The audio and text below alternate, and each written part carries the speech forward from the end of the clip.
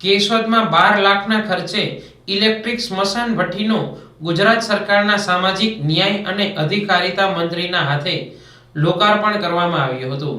કેશોદ નગરપાલિકા દ્વારા 15મા નાણાં પંચ વર્ષ 2022-23ની ગ્રાન્ટમાંથી 42 લાખ જેવી રકમ ફાળવાતા સ્મશાનમાં બનાવવામાં આવેલ ઇલેક્ટ્રિક સ્મશાન ભઠ્ઠીનું ગુજરાત સરકારના મંત્રી પ્રદ્યુમન વાજાના હસ્તે લોકાર્પણ કરવામાં આવ્યું હતું, જેથી શહેરીજનો માટે ઇલેક્ટ્રિક સ્મશાન ભઠ્ઠીના રૂપમાં વધુ એક સુવિધા ઉપલબ્ધ થતા શહેરીજનો પોતે પોતાના દિવંગત સ્વજનોને વિદાય આપવા માટે મૃતદેહને અગ્નિદાહ આપી પંચમહાભૂતમાં વિલીન કરવામાં ક્રિયાકર્મ સરળ બનશે.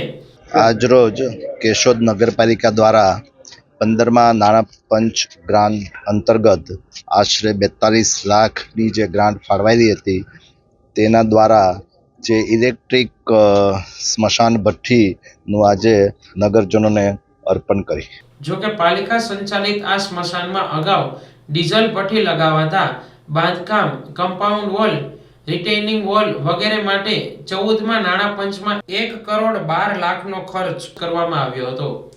એવા સંજોગો વચ્ચે વધુ સારી સુવિધા માટે 42 લાખના ખર્ચે ઇલેક્ટ્રિક સ્મશાન ભઠ્ઠી તૈયાર કરાતા મૃતદેહોને અગ્નિદાહ આપી પંચમહાભૂતમાં વિલીન કરવા 50% જેવો ખર્ચ અને સમય બંનેનો બચાવ થશે. આ તકે ધારાસભ્ય દેવાભાઈ માલમ, પાલિકા પ્રમુખ મેહુલભાઈ ગોંડલિયા, જિલ્લા પંચાયત પ્રમુખ હરેશભાઈ ઠુંબર, દિનેશભાઈ ખટારિયા, ચંદુભાઈ મકવાણા સહિત સ્થાનિક આગેવાનો, પાલિકા સદસ્યો હાજર રહ્યા હતા.